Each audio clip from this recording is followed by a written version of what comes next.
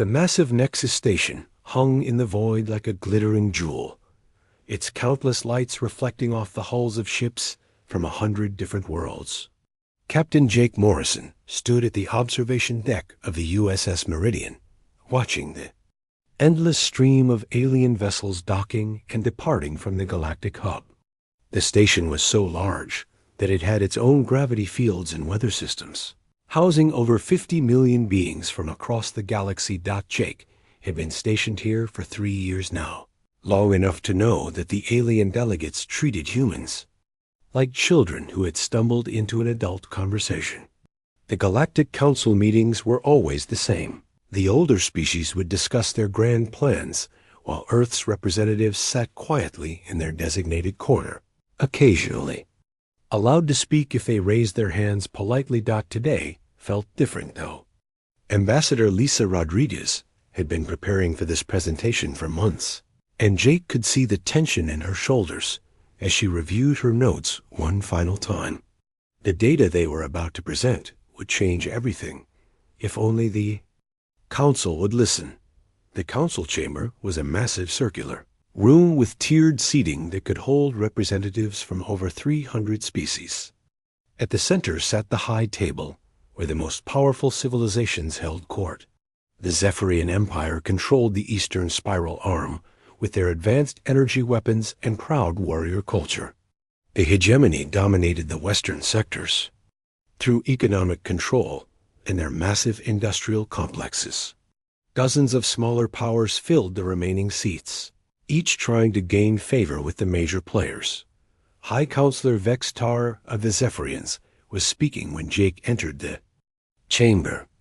The tall, blue-skinned alien gestured dramatically with his 4 arms as he described their latest territorial expansion. His species had been spacefaring for over 10,000 years, and they never let anyone forget it. To them, humanity was barely past the crawling stage of civilization. The Outer Rim systems require proper guidance, Vextar declared, his voice carrying the authority of millennia. The Zephyrian Empire has the experience and wisdom to bring order to these chaotic regions. Quindala, the hegemony representative, made a sound that might have been laughter if her species was capable of humor.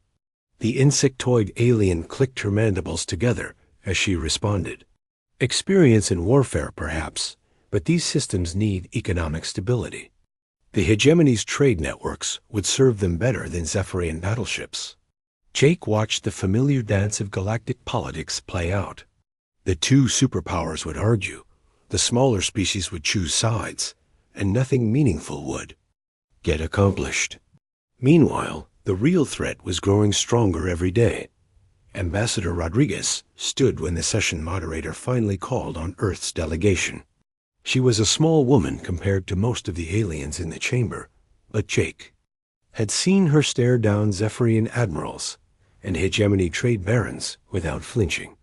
Her voice carried clearly through the chamber's translation systems. Honored delegates, Earth's Deep Space Monitoring Network has detected evidence of a significant threat approaching our galaxy. 3 months ago, our sensors picked up massive energy signatures from the direction of the Andromeda galaxy. The readings suggest artificial structures of enormous size, possibly larger than entire star systems. The chamber fell silent for a moment, then erupted in what Jake could only describe as alien laughter. Vextar's 4 eyes gleamed with amusement as he spoke. The humans and their fears. Every shadow becomes a monster in the minds of the young. Quindala's clicking grew more rapid, a sign of excitement among her people. Perhaps Earth's primitive sensors are malfunctioning. The hegemony's deep space arrays have detected no such anomalies. Rodriguez remained calm as she activated the holographic display above the chamber floor. The image showed a section of dark space between galaxies, dotted with what looked like artificial structures. These objects are moving at sublight speeds directly toward our galaxy. Based on their trajectory and current velocity, they will reach the Outer Rim systems within 6 months. The display zoomed in on one of the structures. Even at this distance, its artificial nature was obvious. The object was roughly spherical, but covered in geometric patterns that no natural process could create. Smaller objects surrounded it like a swarm of insects around a hive. "This is clearly fabricated," Vextar announced, rising from his seat. "Humans seek to create panic so they can position themselves as saviors. It is a transparent attempt to gain political influence." Other delegates began voicing their agreement. The Centauri ambassador accused Earth of using outdated equipment. The Rigel Confederacy suggested that humans were misinterpreting natural phenomena. Even the usually neutral Altarians seemed skeptical of the evidence. Jake felt his hands clench into fists as he watched the dismissal of humanity's warnings. These aliens had no idea what was coming, and their arrogance was going to get everyone killed. He had seen the classified reports that Rodriguez couldn't share publicly. The approaching objects weren't just large. They were actively consuming matter and energy from the space around them, growing stronger as they moved. Rodriguez tried again, her voice carrying a note of urgency that the translation systems couldn't quite capture. "We have additional evidence from our long-range probe missions. The objects appear to be stripping matter from asteroids and small planetoids in their path. This suggests they are some form of self-replicating or self-maintaining technology." "Enough," Vextar commanded, his voice booming through the chamber. "The Council will not be swayed by human fantasies. If Earth wishes to waste resources chasing shadows, that is their choice. The rest of us have real concerns to address." The session moderator, an ancient being whose species had helped found the Council 10,000 years ago, slowly nodded agreement. "The Council finds insufficient evidence to support Earth's claims. The matter is dismissed." Jake watched Rodriguez's shoulders sag slightly as the chamber erupted in conversation about other matters. 3 years of work, countless hours of analysis, and the most important warning in galactic history had been brushed aside like an annoying interruption dot as the session ended and delegates began filing out. Jake approached Rodriguez. She was gathering her materials with the careful precision of someone trying very hard not to show their disappointment. "What now?" Jake asked quietly. Rodriguez looked up at him, and for a moment her diplomatic mask slipped. Jake saw the fear in her eyes, the knowledge that billions of lives hung in the balance while alien politicians played their games. Then the mask was back in place, and when she spoke, her voice was steady. "Now we go to Plan B. Send a message to Admiral Sullivan. Tell her the Council has made their choice. It's time to implement Operation Starwall." Jake nodded and headed for the communication center. As he walked through the station's corridors, he wondered if the aliens would still be laughing when humanity's primitive technology was the only thing standing between them and extinction. Admiral Kate Sullivan stood in the command center of Luna Base, watching as dozens of screens displayed the most classified information in human space. The message from Ambassador Rodriguez had arrived 3 hours ago, and now the full weight of Operation Starwall was about to be unleashed on an unsuspecting galaxy. The operation had been planned for over 20 years, ever since humanity first discovered the ancient ruins beneath the ice of Europa. The technology found in those ruins had changed everything, but Earth's leaders had been smart enough to keep it secret. While the galaxy's great powers fought over scraps of territory and trade routes, humanity had been building something far more dangerous. Lieutenant Colonel Ryan Brooks approached Sullivan with a tablet in his hands. His team had been working around the clock since the Council's rejection of Earth's warnings. The man looked tired, but his eyes held the same determination that had carried humanity through countless wars on their home planet. "The Quantum Gate network is ready for activation," Brooks reported. "We have staging points at every major hyperspace junction in the galaxy. The alien powers have no idea what's about to hit them." Sullivan nodded as she studied the tactical display. Red dots marked the positions of human vessels scattered throughout galactic space. To any observer, they looked like ordinary merchant ships and research vessels.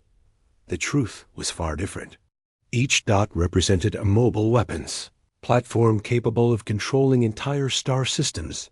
Dr. Elena Vasquez entered the command center, carrying a cup of coffee that had long since gone cold. She had been awake for 36 hours straight, putting the finishing touches on the most advanced warships ever built. The Prometheus-class vessels were humanity's secret weapon, but they were only one part of a much larger plan. The new ships are ready, Elena announced. All 50 of them are equipped with adaptive AI systems and quantum weaponry. They can reconfigure themselves based on enemy tactics and repair battle damage automatically. Sullivan smiled at the exhausted scientist. How long before the aliens figure out what we've done? If they're lucky, maybe a few hours after we activate the network. If they're not lucky, they'll never figure it out at all. The command center buzzed with activity as technicians prepared for the largest military operation in human history. On the main screen, a countdown timer showed 18 hours until activation. Across the galaxy, human personnel were moving into position for a coordinated strike that would change the balance of power forever. Captain Jake Morrison was aboard. The USS Meridian, now revealed to be far more than a simple diplomatic vessel. The ship's outer hull had been modified to hide massive weapon systems and a quantum communication array. Jake watched as his crew prepared the ship for combat operations. Chief Engineer Tony Martinez was in the engine room, making final adjustments to the quantum drive system. The technology was based on principles that the galaxy's greatest scientists couldn't even understand. While alien civilizations had mastered faster-than-light travel, they had never learned to manipulate space-time itself. Captain, we're ready to create the first gate, Martinez reported over the intercom. The power levels are stable, and the targeting system is locked on. Jake nodded to his communications officer. Send the signal to Luna Base. Tell them the Meridian is ready for Operation Starwall. Across the galaxy, similar messages were being sent from dozens of human vessels. The merchant ship Aurora's Dawn revealed massive sensor arrays that could track every alien vessel within 100 light years.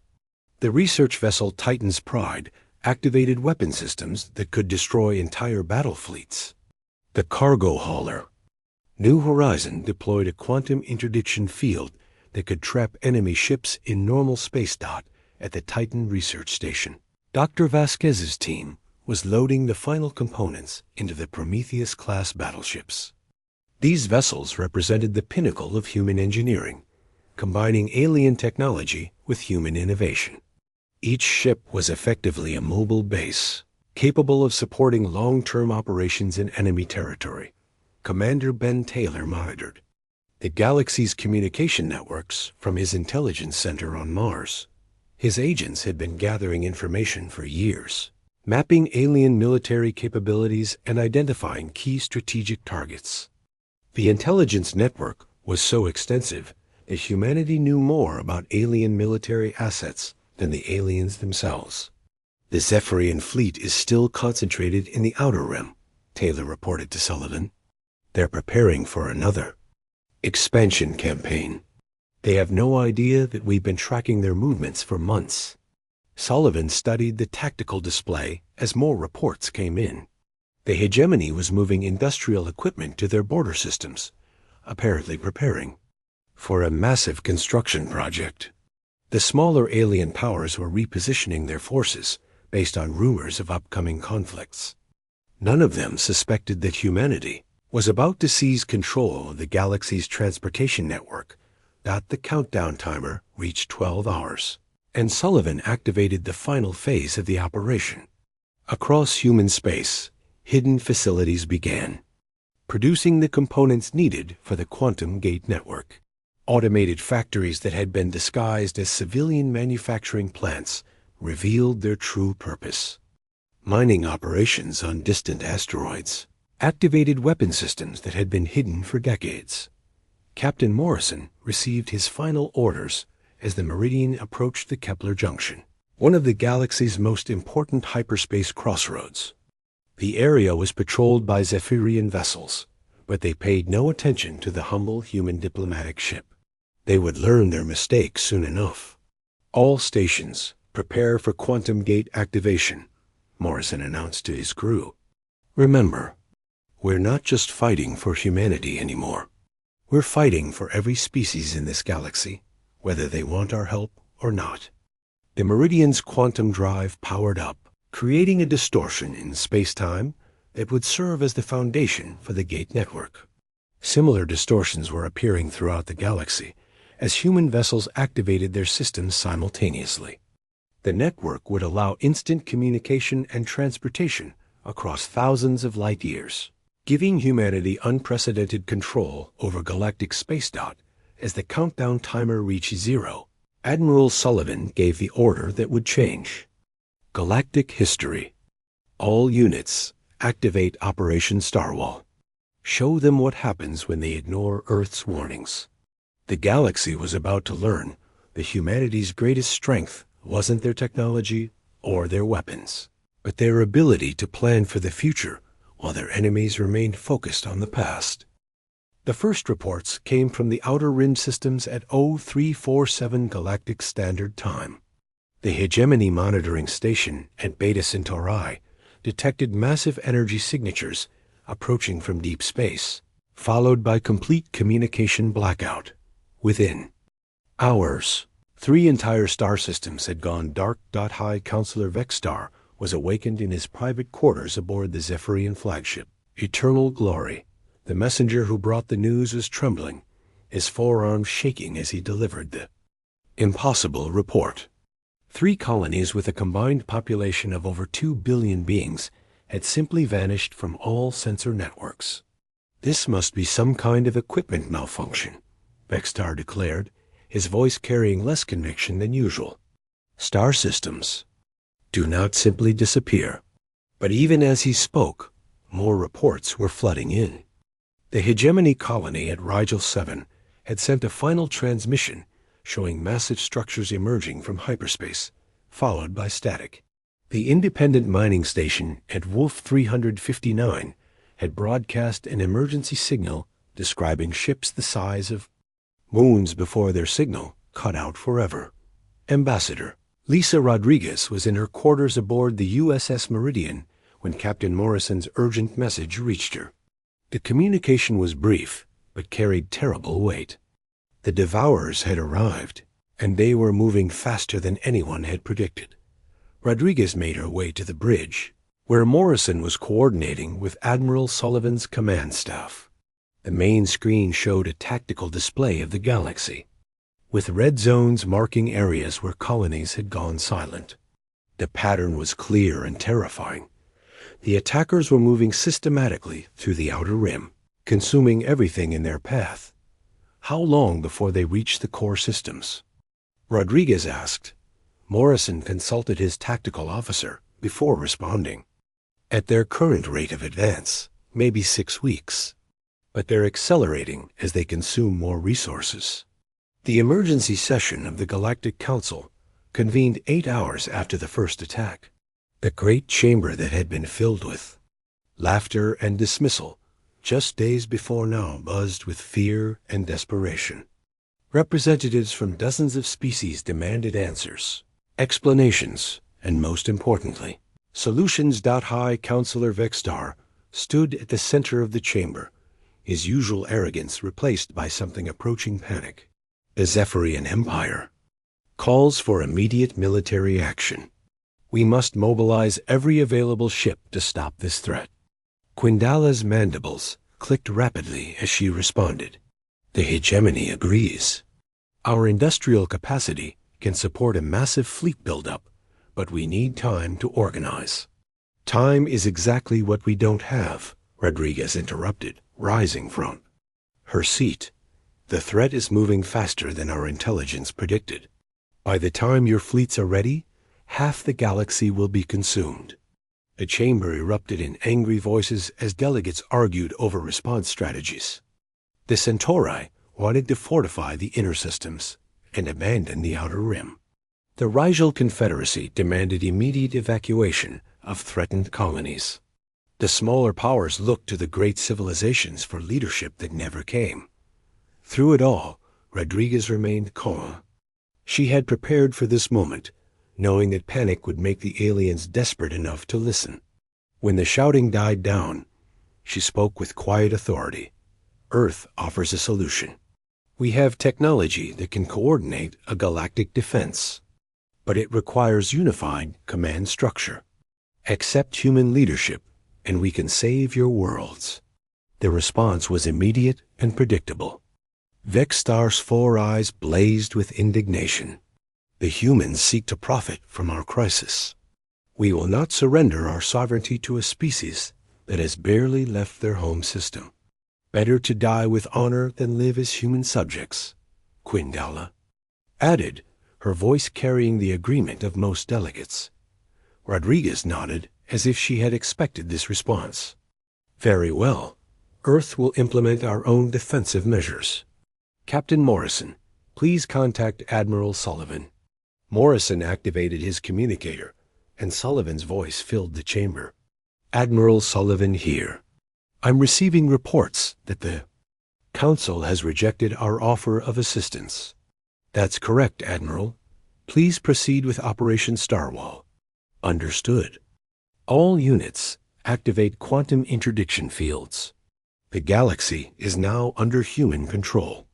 The chamber fell silent as the implications sank in. Then chaos erupted as representatives realized what was happening. Emergency signals flooded in from across the galaxy as ships found themselves unable to enter hyperspace. Trade routes that had existed for millennia were suddenly impassable. The great viewing screen in the chamber activated, showing Admiral Sullivan in her command center. Her expression was calm but determined as she addressed the assembled delegates. Ladies, gentlemen, and beings of all species, you have ignored Earth's warnings for the last time. As of this moment, every hyperspace route in the galaxy is under human control. No ship moves without our permission. Vextar stood, his voice shaking with rage. This is an act of war. The Zephyrian Empire will not tolerate this aggression. You're welcome to try, Sullivan replied. But you'll find that your ships are currently trapped in normal space, just like everyone else's. The quantum interdiction fields can only be deactivated by human command codes. Captain Morrison stepped forward as reports continued flooding in. Human vessels were decloaking throughout the galaxy, revealing themselves at every major hyperspace junction. The humble merchant ships and research vessels were transforming into heavily armed battle stations. The Meridian is receiving surrender requests from over 50 alien vessels, Morrison reported. They're requesting permission to return to their home systems. Permission denied, Sullivan responded. All non-human vessels will maintain their current positions until further notice. The chamber erupted again as delegates realized the scope of humanity's operation. The species that they had dismissed as primitive and paranoid had somehow gained control of the galaxy's entire transportation network. Worse, they had done it without firing a single shot. This is impossible, Quindala declared. The hegemonies. Sensor networks would have detected such a massive military buildup. Rodriguez smiled for the first time since the session began. You are looking for traditional military assets. You never thought to scan for quantum technology because you don't understand it exists. The reports continued coming in as the full scope of Operation Starwall became clear. Human forces had revealed themselves at over 300 strategic locations. Battle stations disguised as civilian facilities were activating weapon systems that could destroy entire fleets. The galaxy's transportation network was locked down tighter than a maximum security prison. What do you want? Vextar asked, his voice defeated. Simple, Rodriguez replied. Accept human command of the galactic defense. Integrate your military forces with ours. Share your intelligence networks. Do exactly what we asked you to do 3 days ago. And if we refuse? Sullivan's voice carried across the chamber with absolute certainty. Then you can face the Devourers alone while your fleets are trapped in normal space. The choice is yours, but you have exactly 1 hour to decide. The chamber fell silent as the weight of the decision settled on the delegates. Outside, the Devourers continued their advance, consuming system after system. The galaxy's great powers had been outmaneuvered by the species they had dismissed as children. Rodriguez checked her chronometer and announced this deadline: 59 minutes and counting. Choose wisely. The hour deadline passed with predictable stubbornness from the galaxy's major powers. High Counselor Vextar had stormed out of the chamber, declaring that the Zephyrian Empire would never bow to human demands. Quindala had followed, stating that the hegemony would find their own solution to the crisis. Only the smaller species remained, looking desperately for guidance that their leaders refused to provide. Admiral. Sullivan watched the political theater from her command center on Luna Base while managing the largest military operation in galactic history. The quantum interdiction fields were holding perfectly, trapping thousands of alien vessels in normal space. Reports flooded in from across the galaxy as human forces revealed the true scope of their capabilities. Admiral, the Zephyrian fleet is massing at the Arcturus system, Lieutenant Colonel Brooks reported. They appear to be preparing for an assault on our interdiction grid. Sullivan nodded calmly. Captain Park, are you in position? Captain Lisa Park's voice crackled through the communication system from the stealth destroyer USS Wraith. We're ready, Admiral. The Zephyrian staging area is completely mapped. They have no idea we're here. Good. Let them make the first move. I want the galaxy to see what happens when they challenge human authority. The Zephyrian attack came at dawn, Galactic Standard Time. Admiral Kethmer led a fleet of over 200 warships in a coordinated assault on the human positions at the Kepler Junction. The alien vessels were impressive by galactic standards. Their energy weapons, capable of destroying small moons, and their shields strong enough to withstand direct hits from asteroid impacts. They met Captain Morrison's USS Meridian and her escort of 12 human vessels. The battle seemed impossibly one-sided, with the aliens outnumbering the humans by nearly 20 to 1. The galaxy's military experts predicted a quick Zephyrian victory that would break the human blockade. Instead, they witnessed something that shattered their understanding of warfare. The human ships moved with perfect coordination, their adaptive AI systems analyzing Zephyrian tactics and adjusting their responses in real time. Quantum weapons that could phase through enemy shields struck vital systems with surgical precision. The Zephyrian fleet found themselves fighting an enemy that seemed to anticipate their every move. Impossible, Vextar whispered as he watched the battle from his command ship. How are they doing this? The answer came from Captain Park and her stealth squadron. While the Zephyrians focused on the main battle, the USS Wraith had been systematically destroying their supply lines and communication networks. The alien fleet was fighting blind, cut off from reinforcements and tactical intelligence. Within 6 hours, the Zephyrian attack had collapsed. Half their fleet was destroyed or disabled, and the remainder was fleeing toward their home systems. The human losses were minimal. 3 ships damaged, none destroyed. The galaxy's greatest military power had been humiliated by a species they considered primitive. The hegemony tried a different approach. Instead of direct military confrontation, they attempted to negotiate around the blockade. Supreme Chancellor Voshtar offered territorial concessions, trade agreements, and technology sharing in exchange for safe passage for their civilian populations.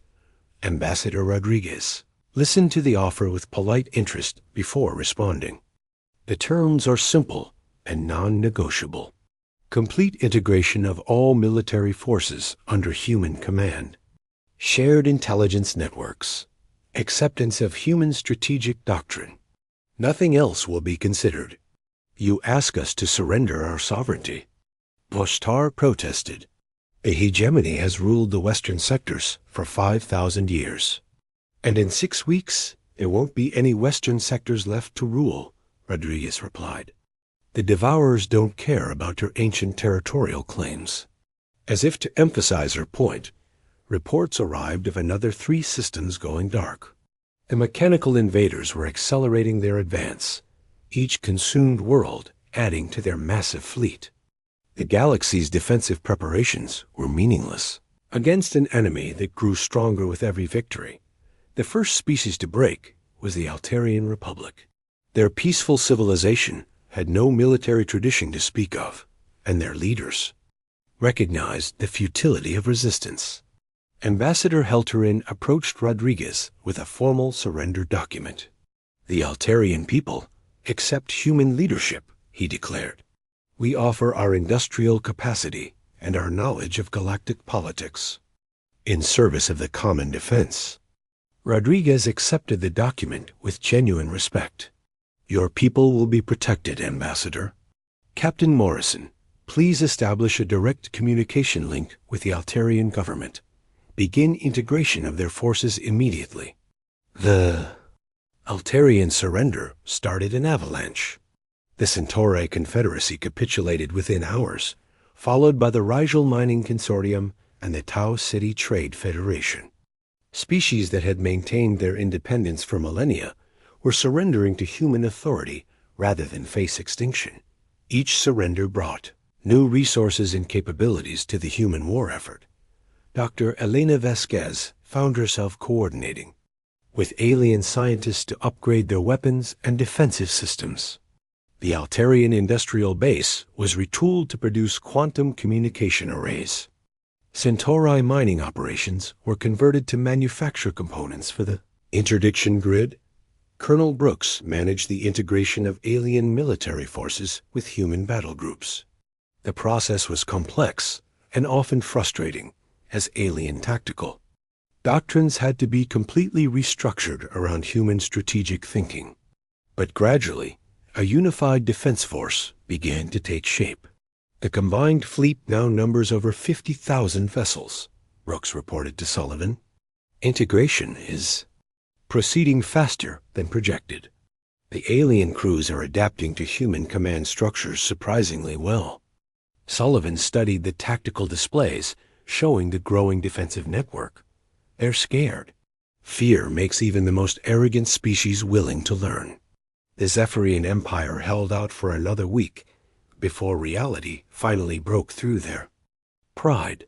The Devourers had consumed 18 systems and were approaching the core territories. Vexstar, as remaining fleet, was trapped in normal space, unable to maneuver effectively against the advancing threat. We request terms, Vexstar announced during an emergency transmission to the Galactic Council. The Zephyrian Empire will accept human leadership. Too late, Rodriguez replied coldly. You had your chance to join willingly. Now you surrender unconditionally, or you face the Devourers alone. The surrender came 3 hours later. The proud Zephyrian Empire, which had dominated the galaxy for millennia, formally submitted to human authority. Their advanced weapons technology and experienced military commanders were integrated into the defensive network. The hegemony was the last to fall. Supreme Chancellor Voshtar maintained his defiance until the Devourers reached the edge of hegemony. Space, with enemy forces consuming their outer colonies, even the galaxy's greatest economic power had to admit defeat. The hegemony accepts human command, Voshtar announced, his voice barely above a whisper. We offer our industrial capacity and our trade networks in service of the galactic defense.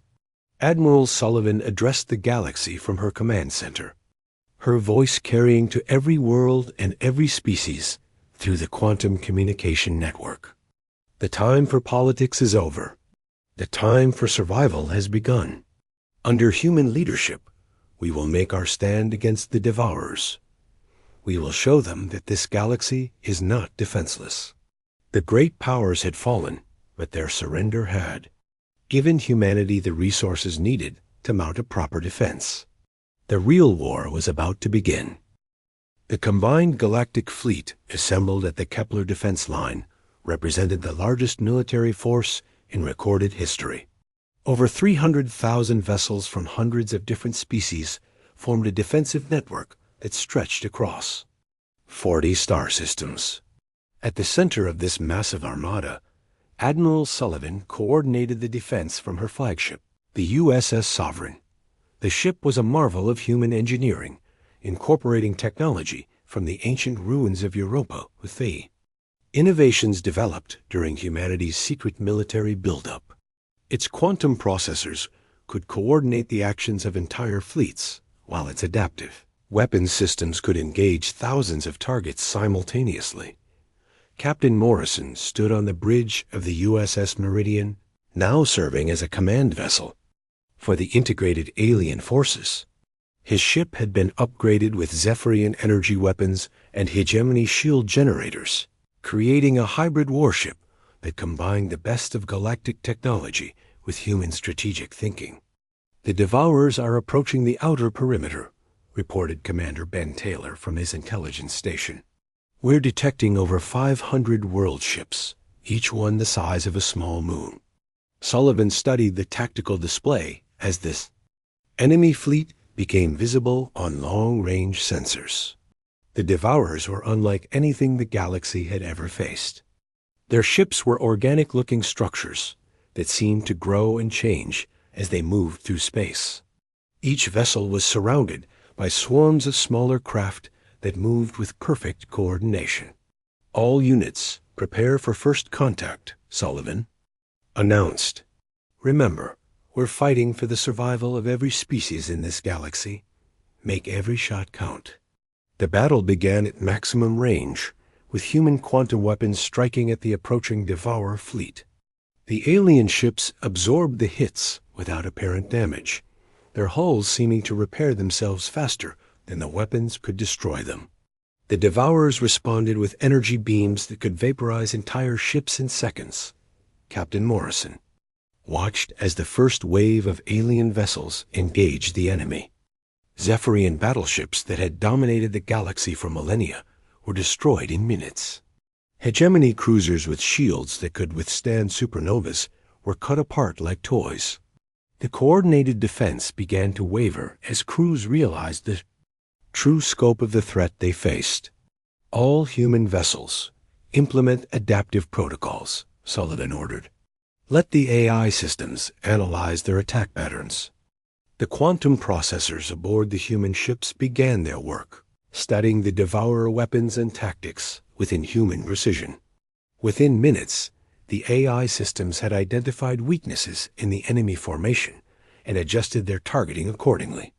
The human weapons began striking vital systems, causing the first significant damage to the Devourer fleet. Dr. Elena Vasquez monitored the battle from her position aboard the USS Sovereign. Her teams had worked for months to integrate human technology with alien systems, creating hybrid weapons that could adapt to any threat. The results were impressive. Altarian industrial ships were launching quantum torpedoes, while Centauri mining vessels had been converted into mobile weapon platforms. "The enemy is adapting to our tactics," Vasquez reported. "They're learning from our attacks just like we're learning from theirs." The battle raged for days, with neither side able to gain a decisive advantage. The Devourers consumed everything they destroyed, using the matter and energy to create new ships and weapons. The galactic fleet was holding its ground, but barely. Casualties mounted as the enemy pressed their attack with relentless determination. Captain Lisa Park led a squadron of stealth destroyers in hit-and-run attacks on the Devourer supply lines. Her ships used their cloaking technology to strike at vulnerable targets before disappearing back into normal space. The tactics were effective, but the enemy adapted quickly to each new strategy. "They're learning our stealth patterns," Park reported during a brief respite. "We need something new if we're going to break their formation." The breakthrough came from an unexpected source. The peaceful Altarians had been studying the Devourer technology with their advanced sensors, and they discovered something that changed everything. The enemy ships were controlled by a central network that used quantum entanglement to coordinate their actions. "If we can disrupt the network, their entire fleet will become confused and vulnerable," explained Ambassador Helterin during an emergency strategy session. "But it would require a massive quantum disruption field." Sullivan studied the proposal with growing excitement. "Can we build such a device?" "We have the components," Dr. Vasquez confirmed, "but it would take all of our quantum generators working together. The entire fleet would be defenseless during the activation sequence." The plan was desperate, but it was their only chance. The combined fleet began repositioning itself around the USS Sovereign, creating a protective formation while the quantum disruption device was assembled. The Devourers pressed their attack. Sensing victory as the galactic forces seemed to retreat, Lieutenant Colonel Brooks coordinated the final preparations from his position on Luna Base. Human ships throughout the galaxy were linked into a single massive network, their quantum processors working together to create the disruption field. The alien vessels provided cover, sacrificing themselves to protect the human command ship. "All units, prepare for final activation," Sullivan announced. "This is our last chance to save the galaxy." The quantum disruption field activated with a flash of light that could be seen across the entire star system. The effect on the Devourer fleet was immediate and devastating. Their perfect coordination vanished as the central network collapsed, leaving individual ships confused and vulnerable. "Now," Sullivan commanded, "all units attack." The combined fleet struck with everything they had: quantum weapons and energy. Beams converged on the disabled Devourer ships, destroying them faster than they could regenerate. The mechanical invaders tried to adapt, but their individual vessels lacked the intelligence to coordinate an effective defense. Captain Morrison led the final assault, his ship cutting through the enemy formation like a sword through silk. The USS Meridian's hybrid weapon systems proved devastatingly effective against the confused Devourers. Around him, ships from dozens of species fought with desperate courage, knowing that failure meant extinction. The battle lasted another 6 hours, but the outcome was no longer in doubt. The Devourer fleet was systematically destroyed, their world ships broken apart, and their technology scattered across the void. The threat that had consumed entire galaxies was finally stopped in the aftermath. The galaxy faced a new reality. The quantum interdiction fields remained active, but now they served a different purpose. Instead of controlling movement, they protected the galaxy from future threats. Human ships patrolled the outer rim, watching for any sign of returning.